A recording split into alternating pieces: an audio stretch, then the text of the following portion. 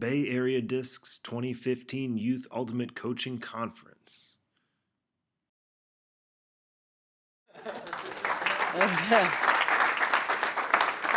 Although I should come with a warning today because I typically do not drink coffee with caffeine, and we accidentally got caffeinated coffee this morning.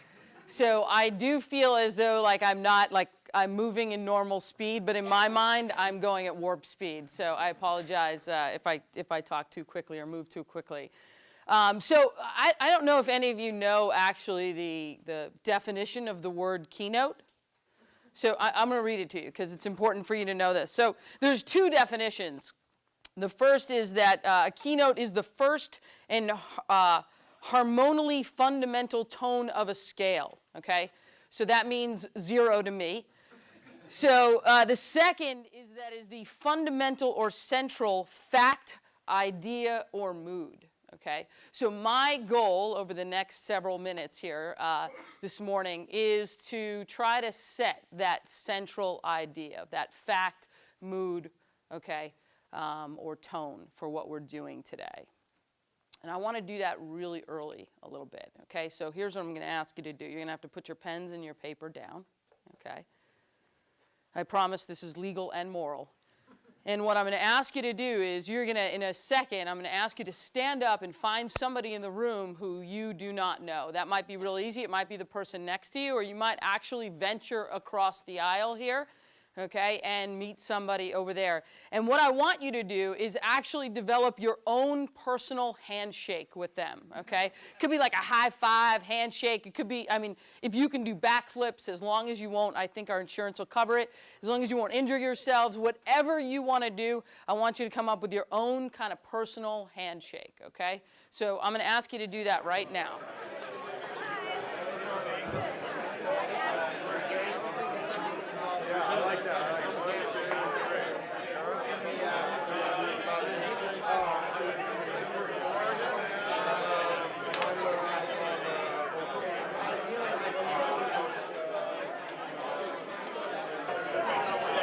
All right, if you can hear the sound of my voice, clap once.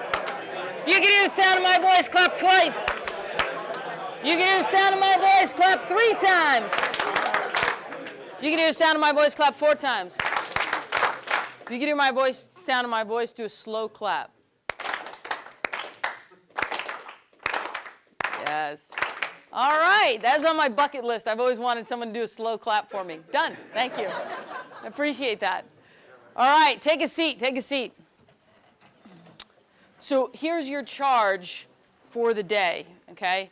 Your charge for the day, I'm going to empower all the speakers, okay, and Val as well. I'm going to empower everybody here. At any point, if they yell the word handshake, okay, you have to immediately stop what you're doing. You have to find the person that you just created that handshake with, and you have to give them that handshake, okay? Now, what I want to do is ask if anybody really, like, just came up with some epic handshake that they'd like to actually share in front of the group. I knew this would be a shy group.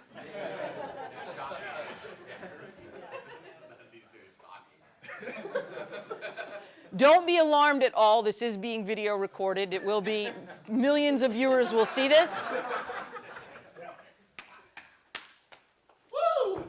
Oh, I like it. I like it. All right, fantastic. Hopefully in that process you made a couple of new friends as well, and I know over the course of the next several hours you're going to make more friends. And when I kind of started off giving you the example and the idea of what actually a keynote is, it's important to me because what I think we're doing here and why I know why I do what I do is around this kind of idea of connection, okay? That connection is really valuable and important. See, I have a different kind of idea around sport, and I'm really excited because to some extent I feel like I'm preaching to the choir today, which is just so wonderful and excited. So please yell, cheer, do whatever you need to do, dance in the aisles, and if this is kind of resonates with you.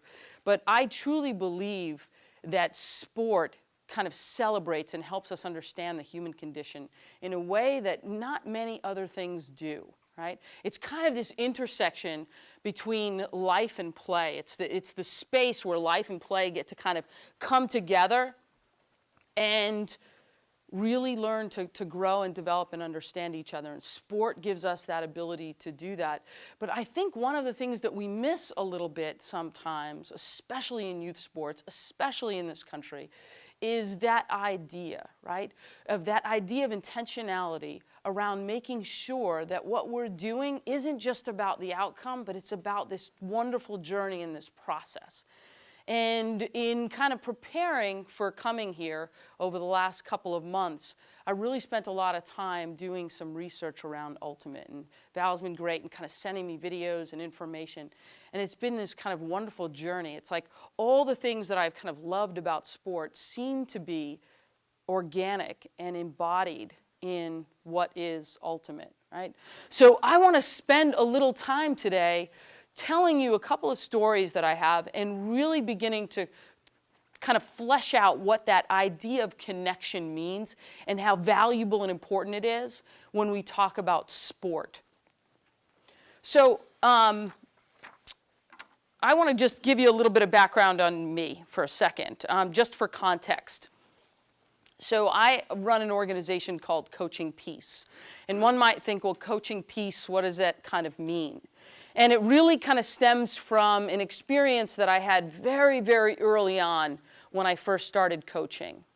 And the idea when I kind of talk about coaching peace is the idea of intentionality, and just was I was talking about earlier, right?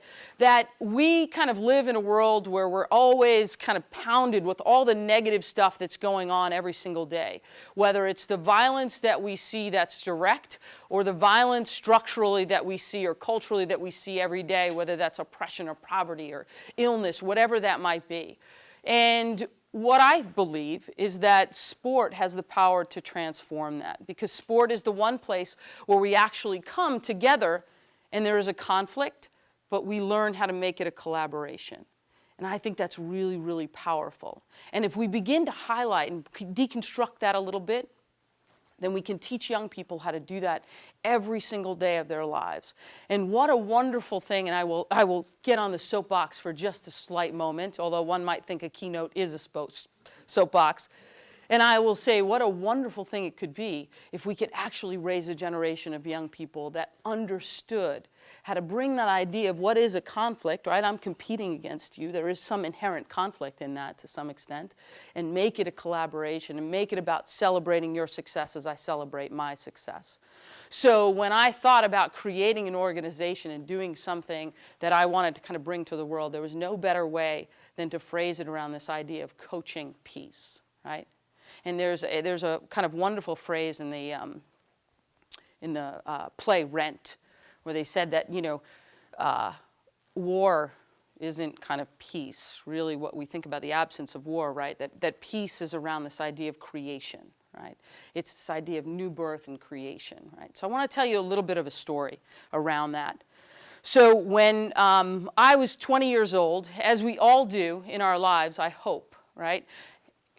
I had a wonderful, phenomenal teacher in high school who was also a coach, although not my coach. She coached a different sport. She was a teacher of mine who really became a mentor for me.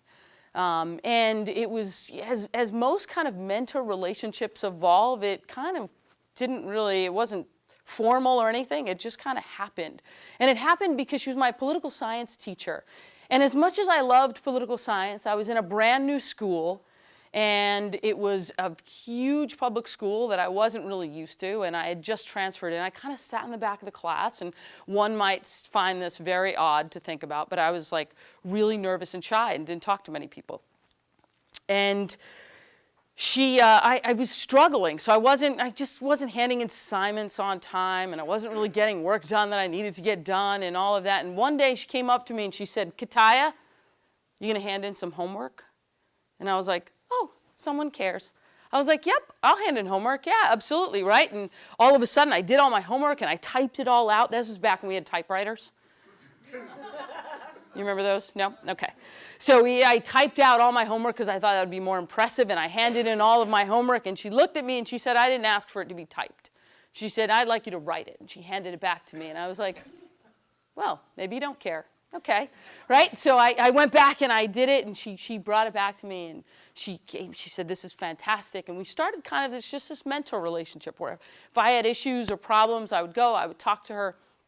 It was fantastic. When I went to college around the corner from where she lived. I was very local. So my family was very far away. They were several states away. So she kind of became a little bit of a surrogate mother and would, when I would have issues, she would come down. She would say, okay, let's work this out. Let's do your homework. How are you struggling? Whatever it might be. And my sophomore year in college, I got a phone call from her. She said, Diane, I just want you to know, I don't want you to be concerned or whatever, but they found a tumor in my leg, and they said they're just going to take it out and we won't have any problems, whatever. But she coached our local lacrosse team. She said, I'm going to have to take the year off of lacrosse and kind of, I'm going to struggle a little bit this year and I might need your help. No problem, Coach Spellman. I got it. Don't worry about it. We'll help. So over the course of the year, she recovered. She was getting much better. She was getting much stronger. And that following season, she decided she wanted to get back to coaching the team. She had won 13 county championships. She was one of the most successful lacrosse coaches in our town, in the state at that time. So she's like, I want to get back to this team. So she got back to the team, and she said, will you come and help me? And I had never played lacrosse. I didn't know anything about it, zero, right? And I said, sure, I'll pick up your chair and move it, or bring the balls or whatever you do. I don't know. So I went and I helped her every single day, and that's exactly what we'd do. She would coach from a chair, and she'd be like, Cutaia, go out there, show them what to do. Like, okay. We'd sit in her, in her living room, and she'd teach me whatever we were going to do that day, and then I would just demonstrate it enough so that they would think I actually knew what I was talking about. And I started to kind of learn the sport a little bit, but not really. I didn't know. And about 3 weeks back into the season, she went back into the hospital, and she was going for her last chemo.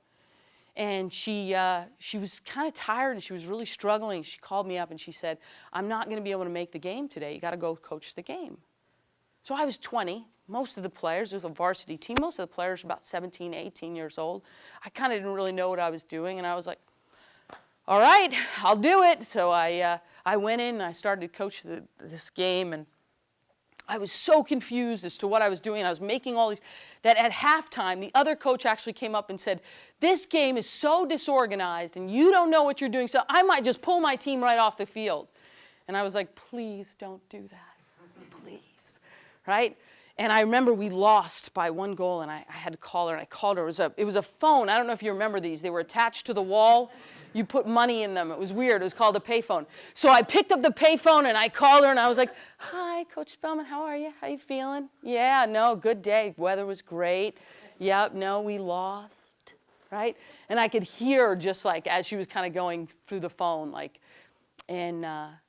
and she said, don't worry about it. She's like, you'll figure it out. And I thought, well, thank God I don't have to do that because you'll be back next game.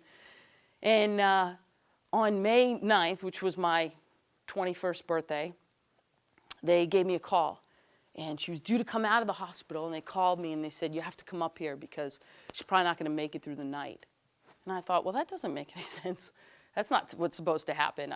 If I'm looking through my script of life here, mentor is not supposed to, this is not what's going to happen. So I went up, and she was in Boston at the time, and I took a train up there, and I went up, and I saw her, and I got to see her just hours before she passed away. And the story doesn't end there, actually. The story really begins there for me. Because when I went back to the high school, I had 22 young girls. I had been a kind of assistant coach, but not really. I was 21 years old and didn't really know what I was doing. And the athletic director, and we're standing, and everybody's in the gym, and we're all standing around, and counselors are there, and the principal's there, and parents are there, and they're letting the players know what happened. And I was just as devastated, obviously, as they were. And they said, well, athletic director said, well, Diana's going to take over the team for the rest of the season, right? And I was like, oh, well, that's funny. They found somebody named Diana who's going to coach. And I realized he was talking about me, right? And he said after, and he kind of dismissed, he said, if anyone would like to talk to a counselor, they can. If not, you can go off to practice. And I thought, we're going to practice Like first of all, I don't even know what I'm doing. I don't have equipment. I don't know, what do I do here? So I remember we went outside, we went to the field, and we sat down in a circle, and the circle becomes really, really valuable and important, and I want you to kind of stick with that idea of that circle. And we sat down in a circle, right? And I said, let's just talk. Let's just tell stories. And if those stories are sad, let's tell them. If those stories are happy, let's tell them. Either way, let's just tell stories. And we sat there for about 3 hours, and we just told stories. And then one player stood up, and she said, does anybody want to pass with me? Just pass the ball back and forth. A couple of players said, yeah, I'll pass. We started kind of pass the ball back and forth. They started to laugh, and they started to cry at times. And at times, they would just drop it, and they would hug each other. And all of a sudden, there was something really powerful and interesting that began to happen. That sport, to some extent, became the keynote, right? That sport and what they had learned all of a sudden became the central focus of what was valuable and important. It was the connector for all of us, right? So we went through that season, and we lost a couple of early games. And then all of a sudden, I learned how to coach. And I learned how to coach by very much the way you coach your teams, by understanding that there is a difference between guiding a process and facilitating a process, right? And that my role was to facilitate it, okay? My role was not to come down and say, you will do this, and you will do this. My role was to say, our goal is this. Here are the tools we need to get here, and now I'm going to let you own this process to get us there.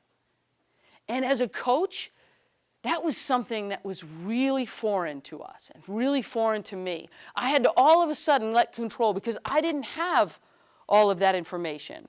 I couldn't dictate everything that we were doing every single game because I didn't know everything about the sport. So I started to call in alumni. I started to call in community members. I started to allow the players ownership of the process. So at halftime when we'd come in and I'd say, what's going on? What's happening here? First the captains would speak, then anybody else who would like to. And all of a sudden, organically, when I stepped out of the process, they were able to guide it, right? And it was something really interesting that happened. It wasn't just about this idea that we moved from a place of kind of being this almost dictatorship, right, as we kind of look at coaching, this autocratic model of coaching, and we moved to this facilitator model of coaching. But we healed, right? And we didn't just heal as individuals by something that experienced, but we actually healed as a community around this idea that we could bring each other together, that we could support each other. Right? And there was one central thing that did that, and that was the idea of connection. And that's why I want you to do that, handshake when we kind of first started, because I want us to really understand what the term connection means. Right? Dr. Brené Brown does a lot of work around this idea of kind of empathy and vulnerability. And if you've ever heard her speak, one of the things that she says that I think is really powerful is that empathy drives connection, right? So if we understand empathy, then we can really connect. And I believe that sport is the one place where we can teach young people that idea of connection and empathy. See, because we live in a world right now where we are constantly driving disconnection, right? Young people are constantly being bombarded with things around this idea of disconnection, okay? Number one, we have eliminated really all kind of forms of free play within our school system, within our neighborhoods, right? We don't have recess as much anymore in many of the communities across the country, right? We don't, in many ways, have physical education in our schools, okay? We believe that we live in a more dangerous society than we ever have, when in actuality, statistics don't prove that. We just have a 24-hour news cycle that constantly sensationalizes and bombards us with that information all the time. So we don't let our kids out and play, right? We don't that idea that we regulate every single thing that they do. So the ability to connect gets lost, right? Because play is the one central place where we can build that community. Play is so valuable and important. Think about it just here. We're adults. I know I'm making a wide assumption here, but it looks like we're all adults, okay? So when you did that handshake, what I noticed is that all of a sudden that idea of play really came out. And that play connected you to that person in a way that's very different. I went up to you and I was like, hey, my name's Diana. What's your name? Cliff. Sorry. Okay. There we go. So, there. Big difference, right? As opposed to like, hey, Cliff, you want to do a, yeah. Look at that. Look at Cliff. I want that shirt, Cliff. That and Val's hat, and we're good. That's it, exactly. Right? So that idea that we connect. He does. He's ready for like the beach. There you go. That's a good look for you, Cliff, I have to say. That's a good look. So that idea that play kind of, whether that's free play, just as we're doing, being playful, okay, or the idea that we come together and we play, it builds that idea of connection, but we have to be intentional about that. That doesn't necessarily always organically happen. That's where our charge is. I was so excited when I kind of learned that the theme or focus of today was around this idea of long-term athlete development, because it's something that I've been just enamored with over the last probably 12 years or 10 years since I first heard about it, okay? And this idea that when we think about kind of long-term athlete development, right, we're really thinking about it in the concept of we look at the athlete not just as the kind of the product that's here, but we actually think about their development for all aspects of who they are and what makes them, right? It's kind of holistic approach to them. We think about them mentally, physically, right? Social, emotional issues, all of those types of things, okay? And I think that if we're going to begin to think about that, one of the consistents along that continuum always is this idea of, for me, understanding who they are as human beings, right? So kind of connecting with them. So in order to understand someone else's humanity, we have to understand it within ourselves as well, right? So understanding their own humanity. Understanding that we exist through them, they exist through us. And I think there are a couple of ways that we can do that. And the first of which is what I like to kind of call modeling, right? Modeling this idea when we talk about building empathy or understanding young people. Modeling comes from us being able to experience it ourselves. So when I kind of use that term empathy, I'm just curious, what does that mean to you? Yeah, that's a great way to describe it, right? Standing in someone else's shoes. It means that like I recognize what that is. And it's not just that I understand your perspective, but it's almost as if I'm connecting with something inside of me that understands really deeply what's in you, right? So when you're in that space, I can be in that space. And I'm not that I'm in that space where I also, if you're in that space and you're having a hard time functioning, it's not like, oh, I'm going to go there too and have a hard time functioning, right? But no, I'm going to be in that space with you and I'm going to understand what it is. And even if I don't necessarily know what to do, I'm going to be there with you, right? That's really, really important with young people. When I work across the country with coaches and in programs, one of the things that I recognize more than anything is that the most successful coaches, and I use that term success very differently, the most successful coaches, the ones that connect, that have the greatest impact with their young people, okay, are the ones that model that every single day, right? So when the kid falls down and kid gets hurt and they scrape their knee and they're crying, right, they don't come up and pick them up and like, come on, let's go, right? And they actually sit down next to them and they're like, how you doing? You all right? How you feeling? All right, come on, you think you can get up? I know what it feels like, right? Where they're in that space with them a little bit, where they understand that. And obviously it's easy to do when we kind of use an example of somebody getting hurt, but it's when we get hurt in here that sometimes it's harder for us to see and understand that. But to actually build that with young people, to say that, to talk to them every single day, recognizing that they are no different than you, right? And you are no different than them. And that becomes really, really important when we think about this idea around empathy, okay? The other thing that I think is really important if we want to be intentional around building this is this idea. Remember when I first started telling you the story, I talked about this idea of a circle, right? And I love circles, and I know that's really, really important, especially when we talk about teams. There's something really valuable about a circle, because here's the thing. When I stand in a circle, what can I do? I see everybody, right? I see everybody, and I make eye contact. There was the gentleman in the hat right here. Yes. What's your name? Joe. So Joe said something really important that he probably doesn't even realize he said it, right? But he was standing over here and you were working on your handshake. And at the end of your handshake, you made a connection and you said, do you remember what you said to your partner there? Eye contact, right? Why did you say that? Why was that important? Because of that connection, like that's what we were working on. We wanted that last moment of like. Right there, right? That eye contact right there. Eye contact is so valuable and important because you know what it says, especially to young people? I see you. And do you know how many kids I work with throughout the country who nobody sees? Nobody sees. And now all of a sudden we're standing in a circle and everybody is there and everybody says, I see you. And that's really valuable and it's important. Here's the other thing. In a circle, who's in front?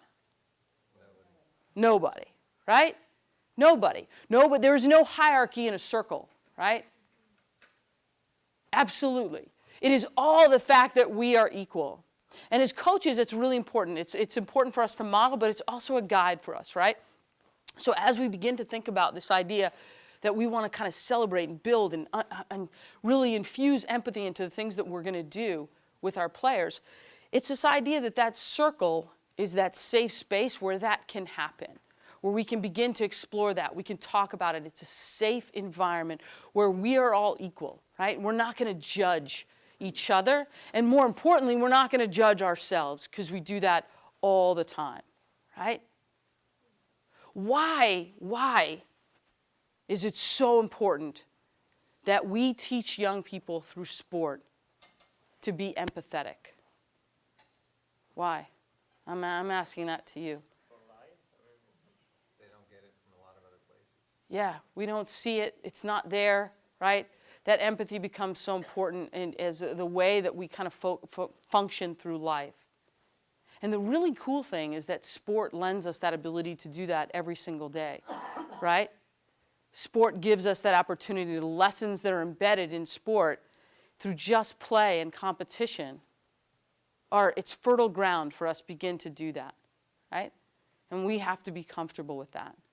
I truly believe in my heart, or I wouldn't do this every single day, that if we begin to think about sport differently, if we begin to think about sport not just about kind of an outcome, if we think about sport as this wonderful process that we go through, and we begin to embed that, and I know, and please correct me if I'm wrong, but I think one of the kind of first stages when we kind of talk about long-term athlete development is fundamentals, right? Okay, so I think, I hope that what we begin to kind of think about doing is infusing that as we begin to introduce it in each stage, we stay with that, right? So it's something that we just kind of carry along. But this idea that sport and play is fun and it connects us to each other. And if we're connected to each other, right, then it's much harder to hurt each other. If we appreciate each other, right, and we care about each other, then when we think about this idea of creating a more kind of peaceful environment, and I don't mean necessarily just globally, but for the young people in our communities, okay, then it seems far more tangible than anything else. I don't know if you've ever heard of the philosophy of Ubuntu.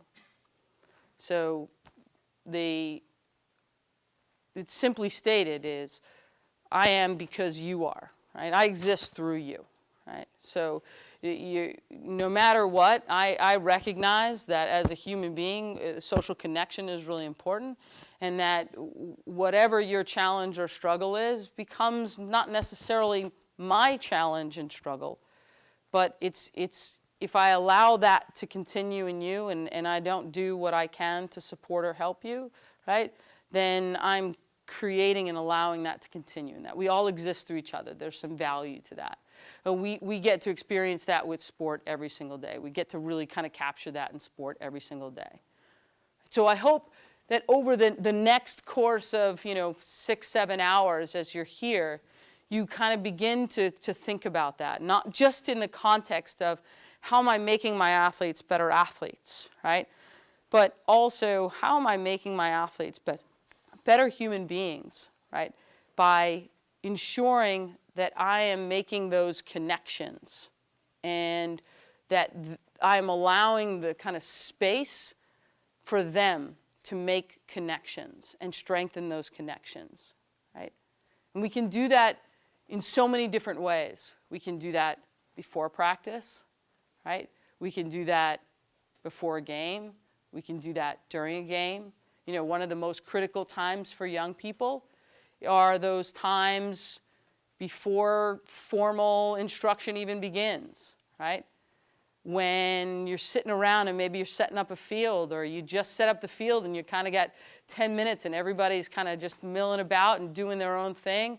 And those are the times as coaches when we can actually sit and we can connect and we can watch and we can observe and we can really understand what's going on among our players, right?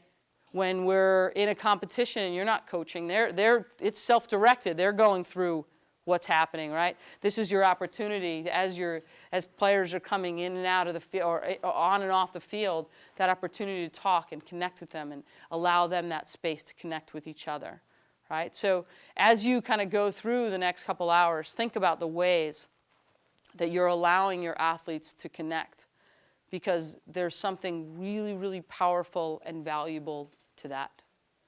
And, I often hear people say that sport builds character, and I think that's the greatest myth ever, right? I don't think sport builds character. I think that sport, when it's done with intentionality by coaches who have the care and the compassion to focus on what's important for their athletes, help develop character in young people. But if we just kind of give sport the title of babysitter, and we allow it that kind of freedom to say go with it, I'm not quite sure the end result is always where we want it to be. I really want to thank you for everything that you do, and I don't say that gratuitously. I have watched, and one of the reasons why I'm so kind of moved to do the work that I do every day is I have watched young people who have not had coaching, who have not had the connection of a team and the experience of a team, and have suffered from that. And I've watched young people who have been on teams who haven't had positive experiences. And we do them an injustice, because I do believe that sport is a human right, and everybody should have access to it. So at the end of the day, I hope that you recognize your own value and you really appreciate that, not just obviously within yourselves, but each other as well.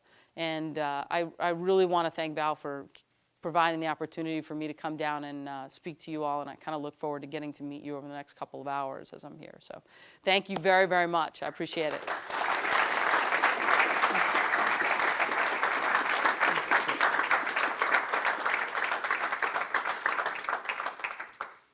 We have time for some questions. Sure. Or elaborate a little bit more, and then we take 5-minute break.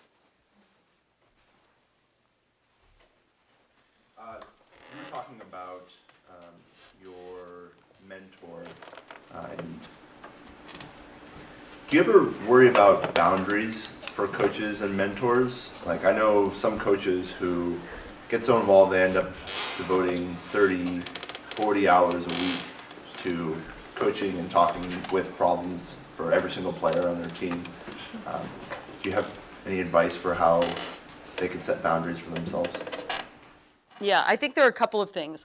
I think number one, we always kind of need to maintain the boundary of understanding, in the sense that our goal is around kind of facilitating learning for our young people, right? So number one, it's really important that we are empowering them as much as we possibly can.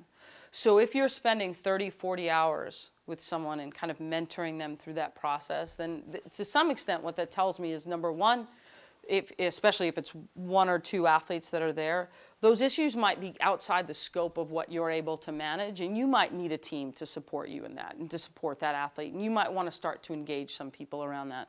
And number two, we're solving problems. We're not actually empowering young people to solve their own, and that becomes really, really important, right? So if your athletes are constantly coming to you asking you questions, and you're like, well, this is what I think you should do, right? We should always be asking those questions back of, what do you think is the best thing? Where are you challenged around this, right? So those guiding questions become really, really important. It also helps us maintain boundaries in the sense that we're not oversharing either, right? So when we kind of talked about empathy being this idea of I'm taking on that role, okay, that doesn't mean I have to share with you the experience that I had, okay?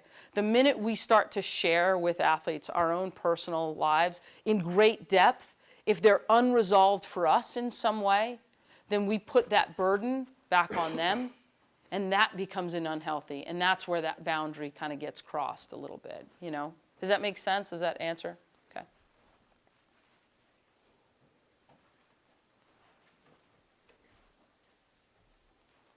I love awkward silence. It's like my most favorite thing. You're talking about in a circle, or talking about halftime, you're talking to your team, and you let the captains talk first, and you let everyone else talk. What do you do when you have that one kid, or that one person who's not a captain, but is the, overspeaks? Do you know what I mean? And kind of like wants to take control and kind of said, well, Julie, you need to do this, and James, you need to do this, and like overtakes that conversation where you really want it to kind of be an open dialogue, but you don't want to quelch them, but you also want them to not overbearing and try and tell everyone. So how do you balance that? Yes, we like those ideas, but now you need to shut up. Okay, now someone else needs to talk. Do you know what I mean? Yeah, absolutely. So I think one of the things that's really important to us is sometimes we have athletes and groups that kind of organically figure that out, right? And you don't necessarily, and sometimes we have to actually guide that a little bit. So if you know kind of going in, like I've got a couple of athletes in here that are really going to struggle with this, that they're really going to feel like this is my opportunity to tell you all what you're doing wrong, right? Because I'm the best here, right? That's when you actually kind of have to set the structure and guide a little bit how. So you know what, team? When we get into a circle, one of the things that we want to do is we want to begin to kind of think about, what's going on in the game today, right? We're only going to use I statements in that.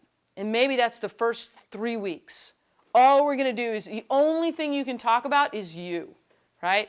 So what are some of the things that you can do that help that team get better a little bit, right? So all of a sudden now it's like I'm constantly talking about that. You're actually training them how to do that a little bit. Now they're finding if they want to talk, they got to talk about themselves. And that may become, you may find that that person then is like, well, I'm doing everything here. And I'm really the one carrying this team. And I haven't made one mistake since the game started, right? So now it's about sitting back and saying to that athlete and maybe pulling them inside and say, so I'm curious, what are some of the things that you really want to communicate to the team when we're in that huddle? Well, I get frustrated because I don't, they're not working hard enough, and I want, well, wait, so what does hard work look like to you, right? Well, hard work looks like this, right? X, Y, and Z. Oh, okay. Do you think that's what hard work looks like to everybody else? Maybe the next time we go out to the team, we should actually talk about what every single person thinks hard work looks like, right? So that we can actually get a collective understanding as a team. Because oftentimes what happens is that kids do get frustrated about how others are playing because they have different expectations. Everybody has different expectations. So as we set a culture for our team, it's really important for us to define what those expectations are, to define what those terms mean, right? And I'm just obviously taking a leap as to what some of those issues could be.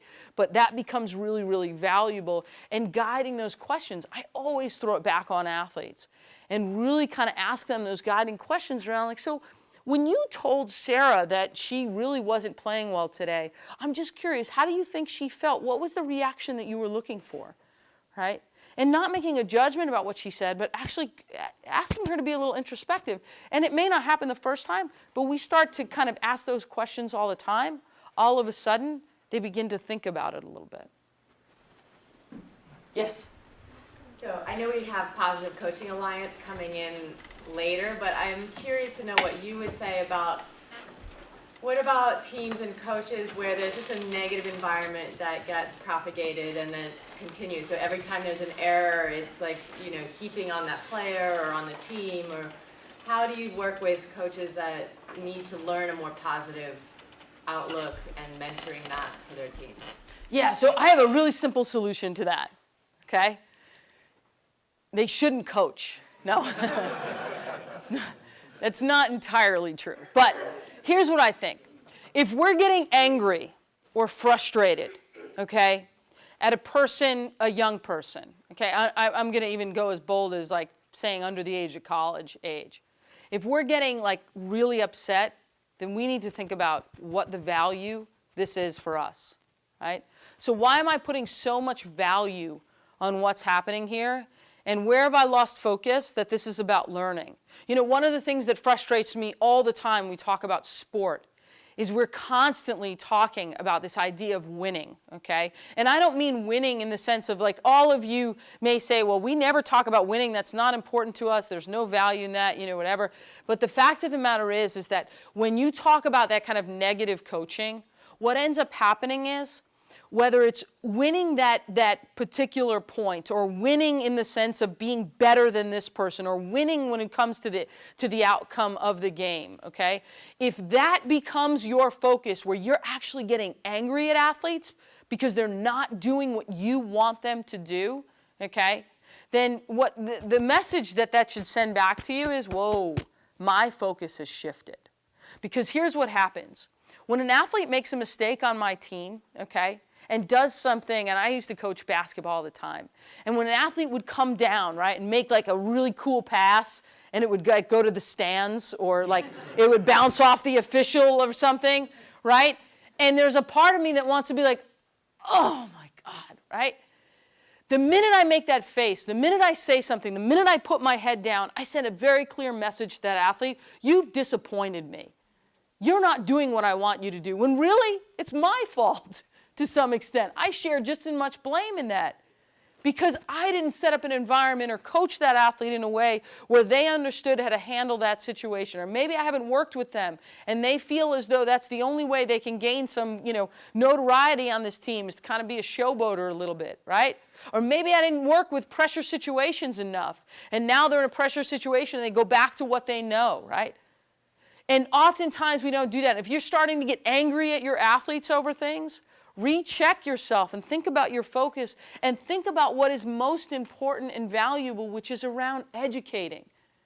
I remember when I first started coaching, and I coached basketball most of my career. When I first started coaching, I met Pat Summitt, who coached at the University of Tennessee. Some of you may have heard of her.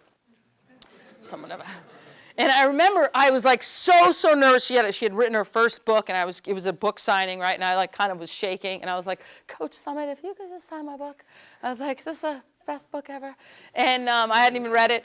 And I was like, and she's like, she opened it up, and what's your name? She talked to me for like a good 5 minutes, which probably seemed like 35 minutes. I probably said 4 coherent words, right? And she wrote down, and she said something. She said, love your players, love what you do, and teach every day.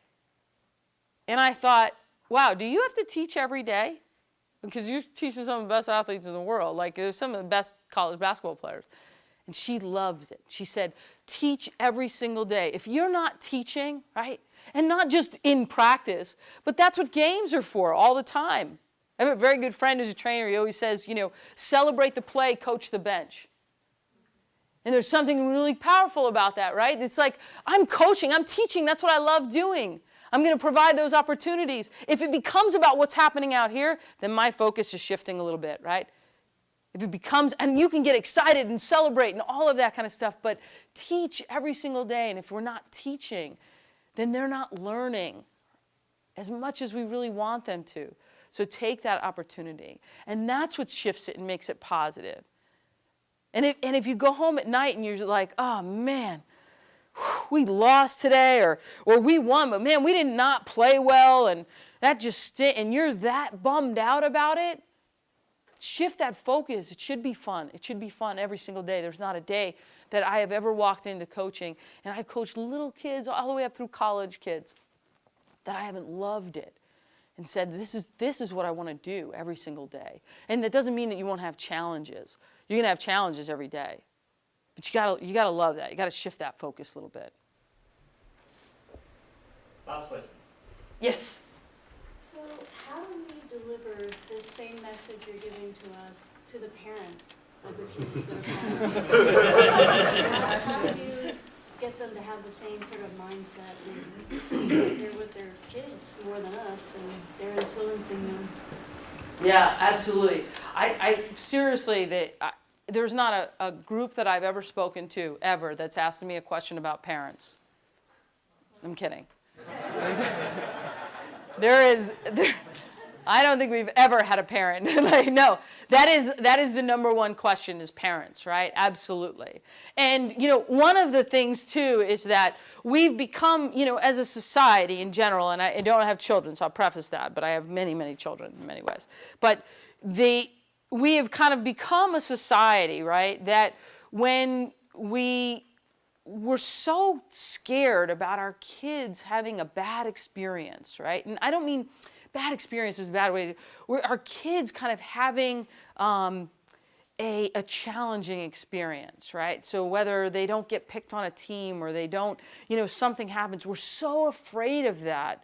When a lot of times those are real opportunities for growth in kids, right? As long as they're in safe environments, right? So I mean in that context that when I'm watching my kid and they're not playing as much as I think they're supposed to play, right? And they're not kind of getting, maybe they don't have friends as much as I want them to have friends, and they're not getting picked to do certain things, right? We kind of jump on that and we're like, we have to fix that. I'm a parent, I fix that, right? As opposed to kind of stepping back and saying, how do I help my kid fix that, right? How do I teach them how to advocate for themselves? How do I teach them how to talk to other people, how to build those social connections, right? How to be a good friend, all of those things, right? So that's kind of out here because we can't necessarily control that as coaches. Here's what we can control as coaches is just as I was talking to you earlier about these kind of expectations is we can let parents know right from the start, open those lines of communication. The minute you pull your team together before that first practice and you've identified these 25 kids are going to be on this roster, those 25 kids, guardians and parents are going to be in a room with you at some point or receive communication from you, letting them know very specifically, this is the philosophy of the program. We really want you to allow this process to play out. And here's how you're going to do that, right? And be very clear what you ask of them. So we don't want you to just come to games and support and cheer your kid in a positive way. But these are the things we want you to do at home. Right? We want you to kind of reinforce the philosophy of the things that we're teaching. And here's why we're doing it. And what I've noticed is the groups that I've talked to that have actually been very clear and direct and give parents very clear, specific instructions as to what you want them to do, right? Those are the ones that have the least issues. When you open those lines of communications, when you say, come and talk to me, absolutely, I want to hear from you. But the minute you entrust your child to me, this process is our process, right? And we want you a part of it, but you're not going to be chirping in my ear dictating what I'm going to do every single day. Because that doesn't help the athlete, that doesn't help you, right? And it definitely doesn't help me as the coach. But the only way to do that is oftentimes what I get is the coaches that come back and say, God, I'm so frustrated, these parents. And I'll say, did you meet with the parents beforehand? Yeah, we had a team meeting for about, 45 minutes beforehand. Did you tell them what your philosophy is? Sure, we did, clearly. Did you tell them what you wanted from them? Well, I told them they got to, stay away from me. That's what I told them. And you'll say, well, I'm not quite sure that's really what you wanted. Be really clear, but don't just give them that instruction. Tell them why. Right? So here's why I don't want you to come up to me if your kid doesn't have enough playing time, right? Because your kid's going to be in situations the rest of their lives when they're not getting what they need. And what we want to do here is we want to teach them how to advocate for themselves. So here's how if your kid comes back and you don't think they're having enough playing time, and you may say they may not have an issue with it at all, right? You don't think they have enough playing time. Then I want you to stuff that a little bit. I want you to just swallow that. Let that process go. They come to you and say, Mom, I want to play more, and I'm not getting enough playing time, right? You say, this is the question you ask them. Well, what do you think you can do? What are some things you can do? Well, I don't know. Could you call the coach? No. What are some of the things that you could do, right? So if you actually kind of explain to them why you're doing these things, then what inevitably happens is they feel empowered. And now they feel like they are coaching, because to some extent they are. And if you empower them with that role a little bit, then they feel like they don't have to kind of be chirping in your ear. And you will get parents that will just, they don't understand the kind of concept around it. Now, we can't get a college scholarship necessarily, obviously, in ultimate, right? But we see that all the time with the amount of money that parents are pouring into other sports to get their kids scholarships to school. And the irony of all of that is, you have a 40% chance of getting an academic scholarship to college. You have a less than 4% chance of getting a college scholarship as an athlete, right? But yet, we put, well, in some sports, I'm taking the highest end. In sports like football, you have a 1/100th% of a chance, right? So it's like, so we're taking, only 4% of high school athletes play college sports. So it's like, are we really supporting our athletes? Are we putting, if I took that $25,000 that I just spent on my club soccer team, and I put that into other resources, maybe just a college fund for right? At the end of the day, that might be a better solution, and my kid might get a better education at that point, right? So can we kind of shift that mindset a little bit with parents? But we have to we've got to work with them as well, because it's a new generation of parents than you saw 10 years ago or 15 years ago. So we have to kind of guide them a little bit, and we have to be really kind of compassionate and caring and understanding that they're living in also the same generation that their kids are, where they're also fearful. How am I going to afford? When I went to school, it cost $7,000 a year. Right, to go to a private college, right? That same college is $52,000 a year. So if I was a parent now, I would be like, oh my gosh, you will play everything. You'll play every instrument. You'll play every sport, because I'm not quite sure how I'm going to afford $200,000 in college tuition, right? And I want you to go to school. So there is that reality and that fear. And if you can kind of make those connections, that the work that we're doing here isn't just going to help your kid become a great athlete, but it's also going to help them become the human being that we know that they can be, right? And that becomes really valuable and important. So, all right. Thank you very much.